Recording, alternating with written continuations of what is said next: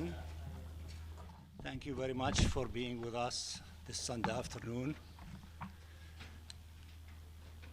I have a statement that I would like to read to you, and I'm sure that our colleagues in the rooms behind me, when they meet at 3 o'clock, they will also be listening to this statement. And I want to thank, my brother, Ambassador Maged Abdelaziz, the ambassador of the League of Arab States, for being with us.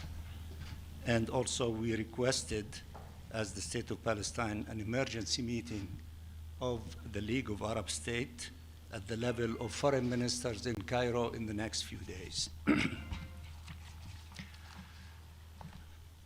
Regrettably, history for some media and politicians start when Israelis are killed. Our people have endured one deadly year after another. We came to the Security Council month after month, warning of the consequences of Israeli impunity and international inaction. Last October, about a year ago, we stated before the Security Council, the Palestinian people will be free one day or another, one way or another.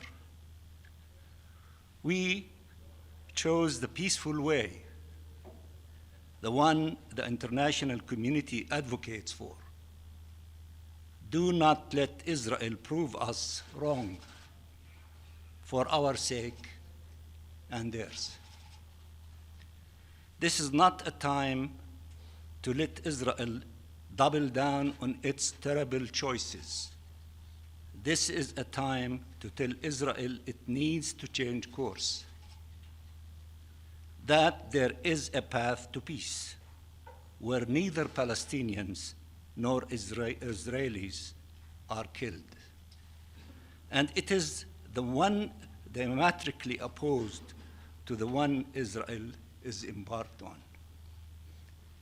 Israel keeps saying the blockade and repeated assaults on Gaza are to destroy Hamas, military capabilities, and ensure security.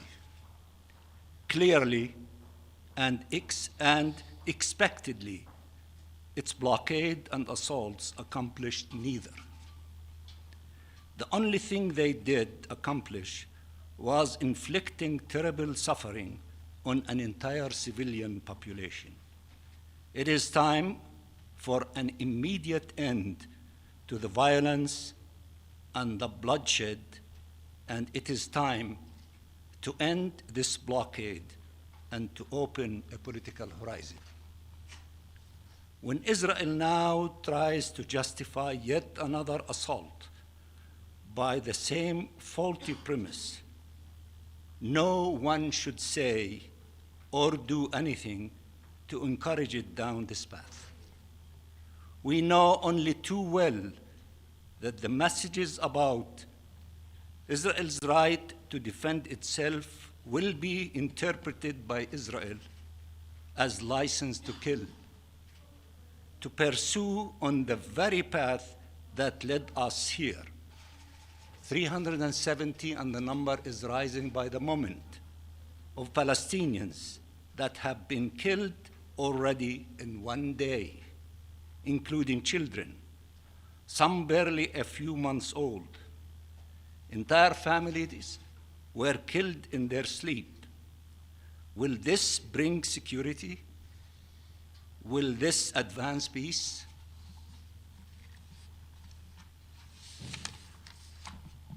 Where is the international protection the Palestinian people is entitled to when the occupying power violates international law and harms those it is obliged to protect?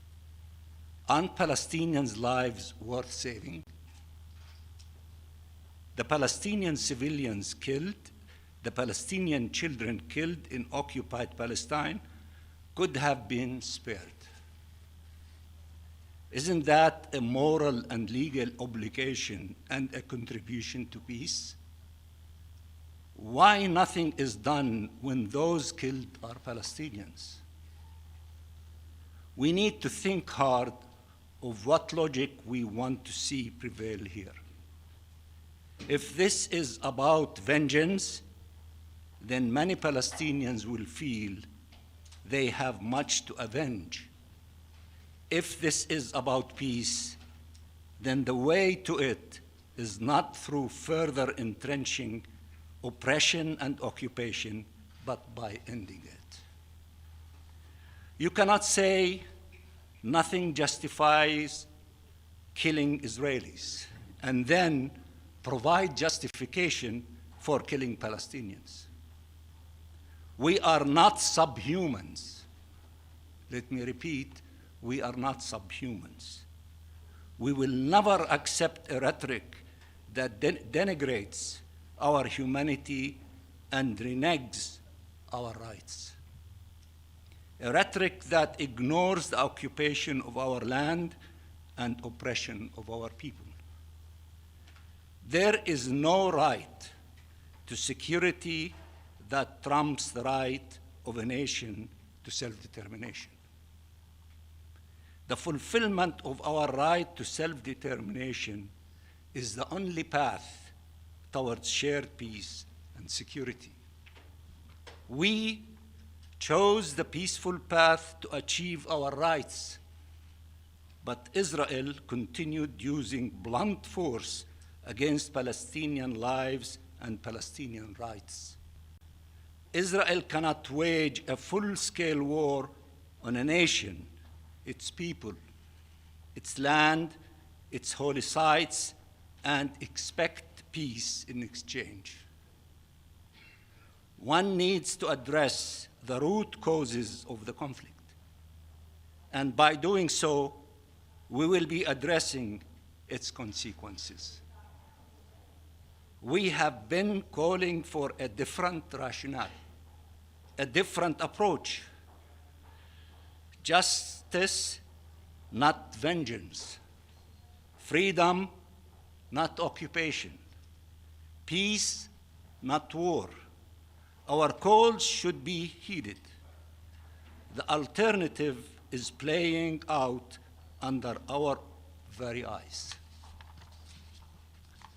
Israel has announced dozens of times that it had handled the Palestinian problem by war against our people or peace with others since 1948 till a few days ago in the statement of Netanyahu in front of the General Assembly. Netanyahu held during that speech in these United Nations a map denying the existence of Palestine, a map of aggression and annexation. To all the peacemakers, to all those who believe in the UN Charter and international law, one cannot lose sight of the bigger picture. We need to stand up for the vision enshrined in the resolution of the Security Council and the General Assembly, and to take the necessary measures to ensure compliance with their provisions. We need to uphold international law, not abandon it.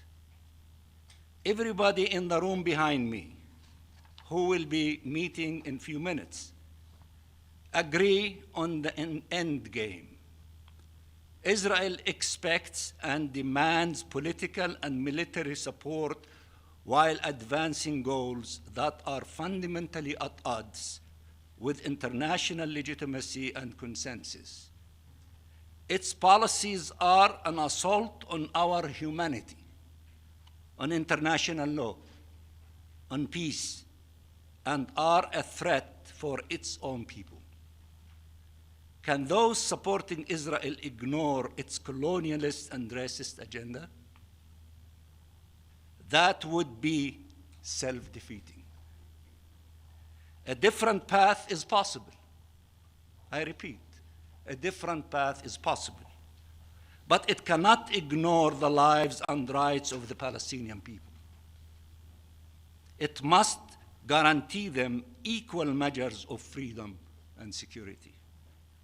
You cannot stand for peace if you do not stand up to occupation.